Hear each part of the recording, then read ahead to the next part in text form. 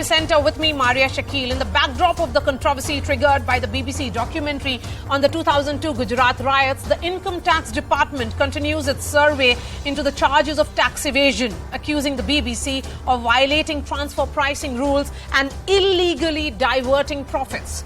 As the opposition calls the survey a witch hunt to stifle dissent, Vice President Jagdeep Dhankhar has said the fight must continue against doctored narratives and information wars waged to run down India's rising global cloud. Addressing the Indian Information Service probationers, Dhankhar said that the public should not allow the free fall of propaganda to run down the nation's growth story. The centre has maintained its stand that the BBC documentary is misleading and a hatchet job against the Modi government, calling the IT survey a routine exercise to ensure compliance with tax rules. Meanwhile, the opposition has accused the government of hounding those who speak the truth, calling the survey harassment against those who refuse to fall in line. So is the Vice President's statement a stand against anti-India propaganda, or is it a political pitch against the critics of the Modi government?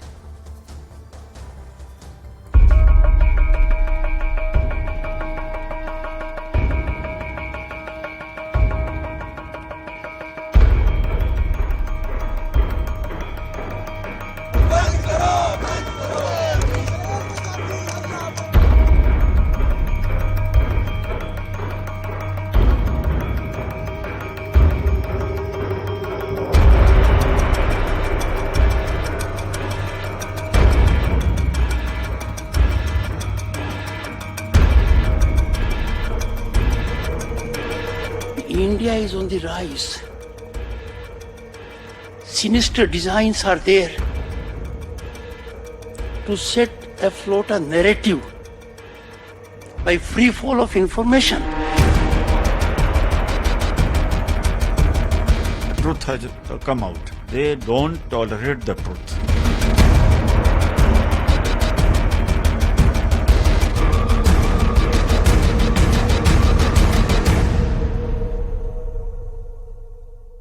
Kanchan Gupta, Senior Advisor in Ministry of Information and Broadcasting, is joining me live.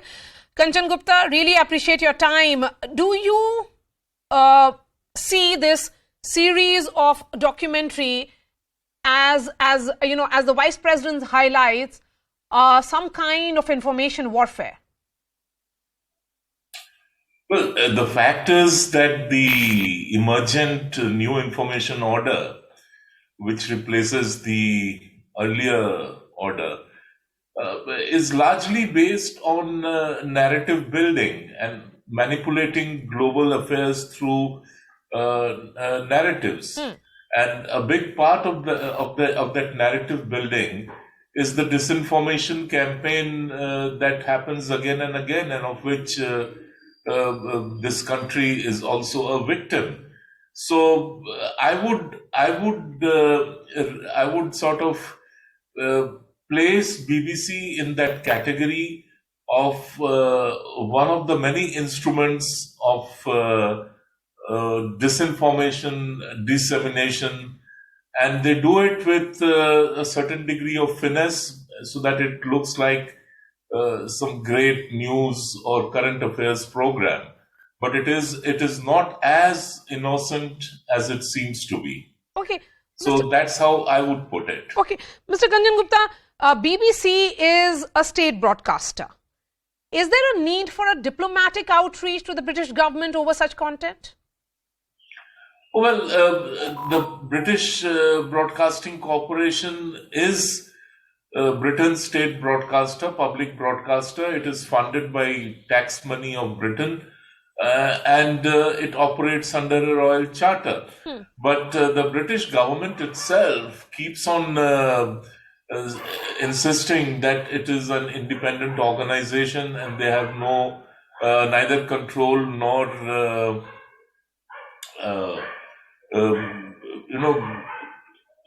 they just don't have any control over it. So to reach out to the British government over this, I doubt if that would be much useful. But Maria, you must keep in mind that here in India, BBC operates as a registered foreign company.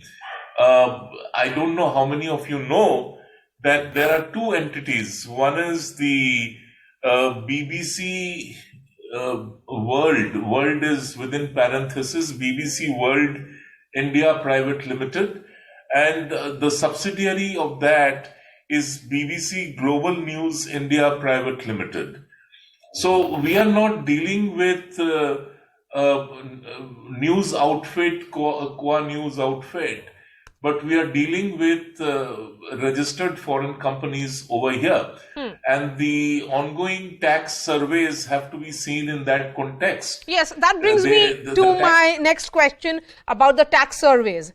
Because the tax surveys are continuing to happen, the opposition says, if anything, this is an example of the government muzzling press.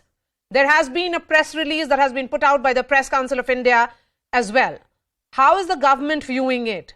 Particularly because, you know, if this is the reaction that is coming, the chain of events is being built that you may say that it has nothing to do with the editorial decision vis-a-vis the BBC documentary, but the fact that these surveys, which are being seen as raids, are happening at this time, it obviously is linked to their editorial policy.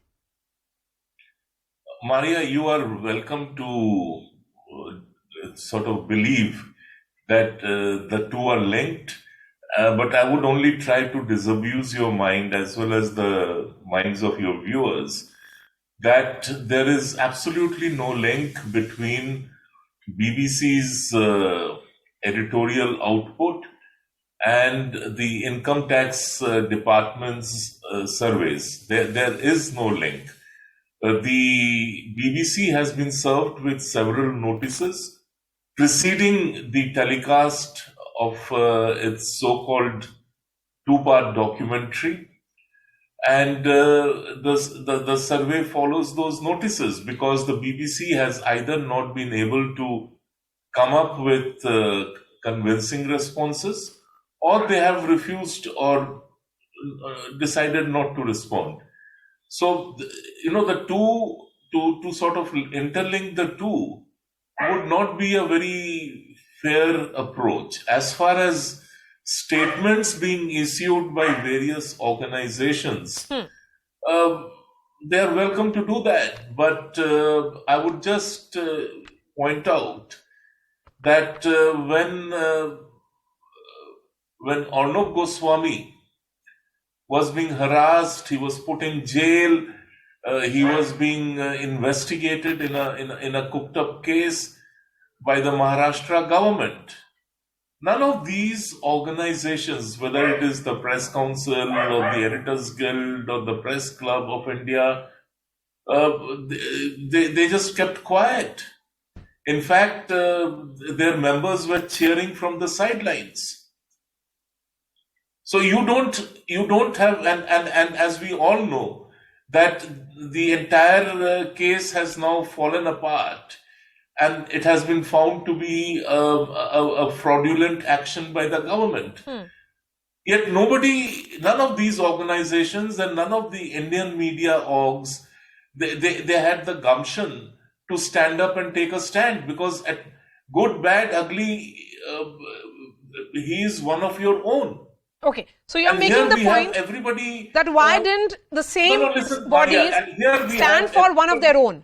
No, here everybody is coming out in defense of a foreign news organization which is being investigated for on tax issues. I mean, let me also inform you and inform your viewers that there was a huge scandal in Britain not too long ago when the tax authorities of Britain investigated BBC and found that they were scamming the government of Britain. They were offloading employees as freelancers. They were paying into front companies opened by these freelance journalists so that BBC would not have to pay insurance tax. and it was as much as 12 million pounds. Okay.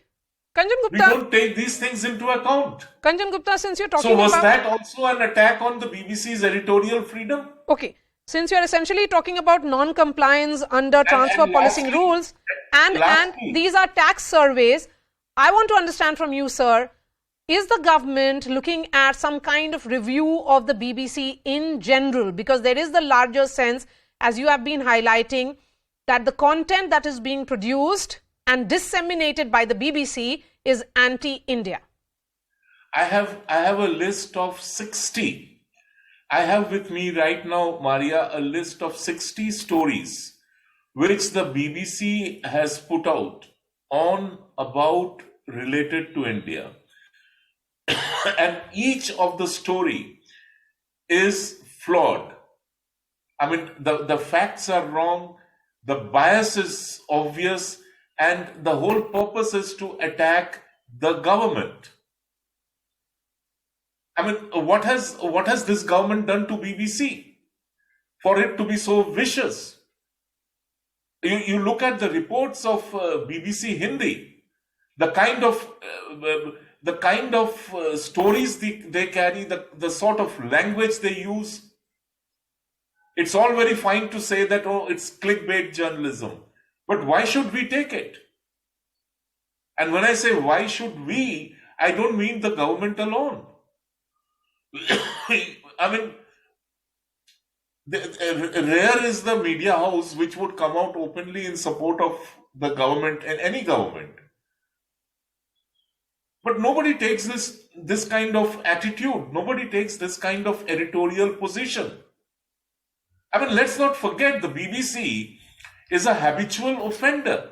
They had a documentary on Kashmir in which they used footage of Russian tanks in Chechnya to say that the government of India has deployed tanks in Kashmir to put down rebellion in Kashmir. And you want the government to take them seriously? I'm sorry, the government has no time for them. The government acted in the correct manner as far as the documentary was concerned. The CBDT is acting in a perfectly legal manner. It is following due process of law. It is a sovereign authority of the government, and they are perfectly at liberty to investigate tax issues. And once again, I will remind you, this is not the first time the BBC has got entangled in tax affairs. In 2009, 2010, also they were CBDT had asked them to revise their income tax returns because they had been found to have suppressed details. So it continues, and several notices have had no effect, and these notices precede the airing of the documentary. Okay. Since you are trying to say that there's no link between the two, my last question to you is, because it's all of these developments are happening in the year that India has the G20 presidency, is the government sensing some larger design against these news? No, I couldn't get your question, please. Because this is the year of G20 presidency of India, is there some larger design to paint the government, its leaders like Prime Minister Modi, and that is the reason why these documentaries are being brought out by likes of BBC? Because even the articles that are published by New York Times, others, are very much seen as anti-India, that the India development story or the India growth story is often undermined. Oh, well, you are right. I mean, and I think as the year progresses, and I use my words with great consideration, as the year progresses, whitewashed media will get increasingly vicious. Now, you mentioned about BBC being a public broadcaster. Similarly, DW is the public broadcaster of Germany. It is paid for its operations by the government of Germany, which of course uses tax money to pay them. Now, if you see a series of reports starting early this year by DW, specifically targeting the government of India, specifically targeting the India growth story. In January, they put out a story predicting that 2023 will be a year of great Hindu-Muslim violence and bloodletting and bloodshed. That's right. They find one DJ in some village and they spin an entire story on how India is full of anti-Muslim music. I mean, this is the kind of reportage which is happening. Nobody has bothered to look at the finer details. The Financial Times has a story that unlike other countries, India does not have a digital payment system. I mean, it's the Financial Times. Yes. And that's factually incorrect. And it runs a story that India does not have a digital payment system where retail payments can be made digitally. Now, who is to stop them? If we sort of try and tell them that, look, this is wrong, all you people will stand up and say, oh, freedom of the press, freedom of the press. Freedom of the press does not mean you controvert the truth. Freedom of the press does not mean that you use your platform for biased propaganda. All right. Freedom of the press does not mean putting out fake news. All right. Kanjan Gupta. And definitely freedom of the press does not mean that you tag yourself to a global narrative building project to damn India. Okay. Thank you so much for your time, Kanchan Gupta. So I'm putting the government's view before us. Let me bring in my guests. Rashmi Samant, former president at the University of Oxford. Avni Bansal is the Congress spokesperson. And Anil Trigunayath is a former diplomat and one of the signatories against the BBC documentary. Ms. Samant, I'm going to begin with you. Is it time for us to see the BBC and other foreign broadcasters as tools of statecraft of other nations? I think, yes, it is about time, because these are public funded news entities which are run by governments and taxpayers' money in different countries. So anything that they say definitely have an underlying agenda that definitely proposes and progresses the interests of the host countries, which is the United Kingdom in this place. And I think due to the shared history between the United Kingdom and India, it's about time that we are very wary of what comes out from there and the kind of information that is dispersed, because misinformation, as we know, is the new form of warfare. Data is the new oil, and we live in times when, one doctored post on social media can lead to riots and fights on street. So unfortunately, in these times, it's extremely important for us to be wary of these things and to put a foot down when necessary, to say no to these things, because, as a democracy, we need to be wary of, our own internal security. And also, I think it's quite telling, because elections are next year, and having these kinds of documentaries come up right before elections, this is quite telling about intentions to meddle in the due democratic process. And also, Rashmi, this documentary coming in a year which is so significant for India, because it is the G20 year of presidency. Avni Bansal, despite the judicial clean chits from the top court, is the Congress party and other parties in opposition guilty of falling prey to this propaganda? See, let's get a couple of things straight, okay? The first thing is, it doesn't matter where the information comes from. If you're true to our country, our first duty should be to investigate what's being said. So what we are doing, and what the BJP and the government seem to do, is a classic case of shoot the messenger. Don't care about what they're saying as long as it is critical, and thereby muzzle free speech. My second point is that BBC is not a new entity. It's not a new player. And we all know that it is a national broadcaster.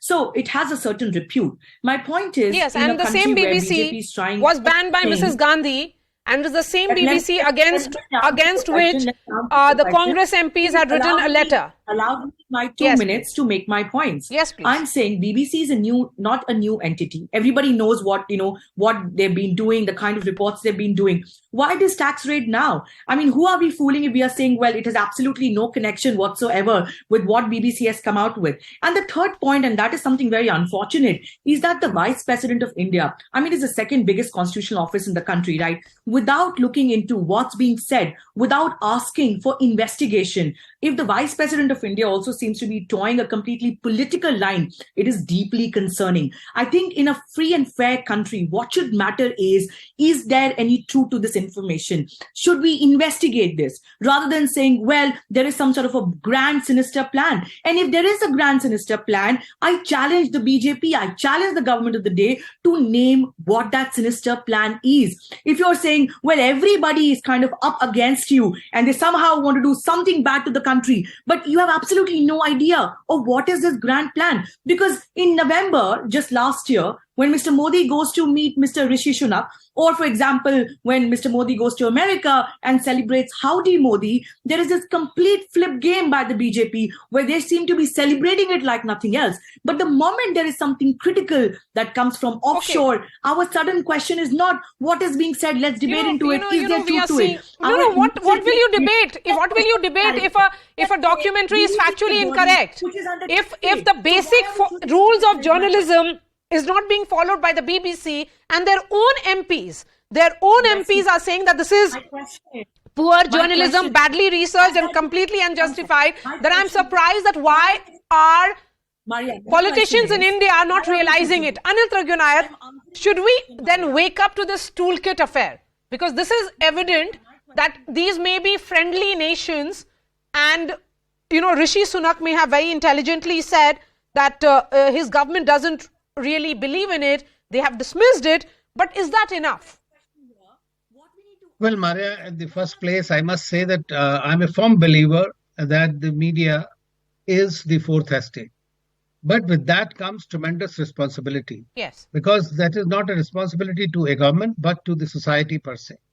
This BBC, and as Kanchan had also mentioned, and I quite agree with his arguments, basically the BBC and the international media has been, especially the Western media, has always picked up the stories that are inimical to India's interests, shows in poor light. And I remember when I was posted in New York, at that time, of course, the Congress government was in power. And when there was a visit of Prime Minister Narasimha Rao, I asked my friends in the New York Times and others that there are so many good things happening in India, why aren't you publishing? So they said, good news is no news. And unless there is a friction, it's not the news. So they salivate under these kind of things and they create this, unfortunately. And it has become far more inimical today in this age of social media. I'm not talking about, but what Mr. Dhankhar has said, the Vice President, is not really directly telling about what is the sinister plan or what is there. What is he saying? And I agree with him totally in this, that India, irrespective of which government is in power, does not have a very proper media strategy. Because, see, these are the kind of things that happen. Singular, unifocal narratives are clearly evident. And if you're not prepared for it, your reputation will go down in no time. And they rake up issues that are already buried and dead. Then Mr. Tragunayar, are you of the opinion that as far as the domestic politics is concerned, or the politicians in India are concerned, they should be speaking in one voice? Because if anything, it is a UK MP who has criticized the BBC, saying that this documentary is completely exaggerated and it's a hatchet job. So you have Mr. Bob Blackman saying it, but as far as the Indian politicians are concerned, they know about the Supreme Court clean chit. They know that the entire period of investigation at that time, it was the UPA government which was at power, and still we are hearing this kind of support for this documentary. Well, Maria, I cannot comment on politicians because that's not in my ilk.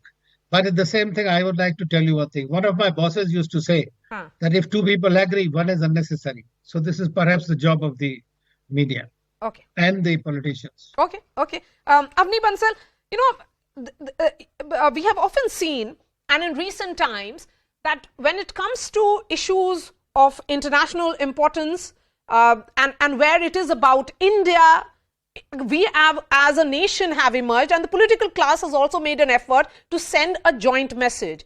This is the year of G20 presidency. Can the political class unite and not make it about BJP versus Congress, BJP versus Aam Aadmi Party, BJP versus whosoever? I think, Maria, the narrative that your question is putting in is a rather simple one, which is to say that everything that comes on any issue, let's all be united. No, I'm not saying that. I'm talking about this one in particular. Ask for a freedom of, a country where the freedom of speech and expression is celebrated and the freedom of press is not muzzled, whether that be of the Indian press or be that of the international press. That's something that's enshrined in the Indian constitution. If anything, I think BJP should stop making it a political issue by suggesting some sort of a grand sinister plans by everybody who seems to be raising any critical voice against them. And I think the truth of the day is, let's look into what is this matter about? What is this documentary? Shutting something down suggests that there may be some potential truth. And by raising questions about BBC, whether they have a tax case going on against them, which is also by the government, and saying, here, listen, they all want to in some way defame the country, portray India in a bad light, to my mind is selling to the people a very simple and a shallow and honestly a false narrative. The position rather should be, we are a country that protects freedom of speech and expression. We are the president of G20. We've earned our place to be here and we know how to defend it. And that means if any criticism comes in, we have investigating authorities. We have people who can look into this and come up with a report. We're not just going to say, no, this documentary is not going to be circulated. No, who is the BBC? Come on, let's tax the BBC office. So our position tells a lot about ourselves. And I really hope that in coming times to come, and in this year in particular, BJP will take a stand which is really, more likely to be and justifiable of India's presidency, rather than showing us like a backward country where democracy is not really valued. Okay, Mr. Samant, is that the way to look at it? That perhaps this entire issue should have been ignored, overlooked, because for the country, we are seeing, the BJP being led by Mr. Modi win election after election. So for the people of India, we know they are going with the Supreme Court verdict. Why give it so much of significance? Well, I think it's rather disappointing that the Congress party respects a foreign news media over the Supreme Court of India, which gave its judgment when Congress was in power in the center. So that being said, I think all Indians deserve to have clarity and its story through investigations of its own entity and the verdict of the Supreme Court. And it does not have to be told by, the former defense secretary, foreign secretary of the UK, Jack Straw, about what we need to think about our domestic issues. We are still not their colonial slaves who need to be investigated by external agencies. Our Supreme Court is very well capable of doing it. Number two, BBC is a repeat tax offender, and this is not something I'm saying. This is what the UK government says, and it's something the UK government has fined the BBC for. I think we shouldn't stop our due diligence and process within India just because they came out with a documentary against the country just so that we can look good, or we don't look thin-skinned. I think that's not at all a reason to stop going after tax offenders. Tax offenders need to be taken to the cleaners, and this is the way to go for it. And IT surveys happen only after multiple notices are served. Okay. So I think there's a clear history of the BBC India being served notices much before this documentary came out, and did not make headlines because there was no propaganda that could suggest that the government was purely going after BBC for the sake of it. So I think we need to look into a little bit of a broader context and look at the tax evading history that the BBC has in general before jumping the wagon and, blaming governments. And I think this is the least that the opposition party in India currently can do. All right, Rashmi, thank you so much for your time. Anil Trigunath and Ms. Anavni Bansal. The question also is, do we still suffer with the mindset of treating foreign narratives with sanctity? Shifting focus.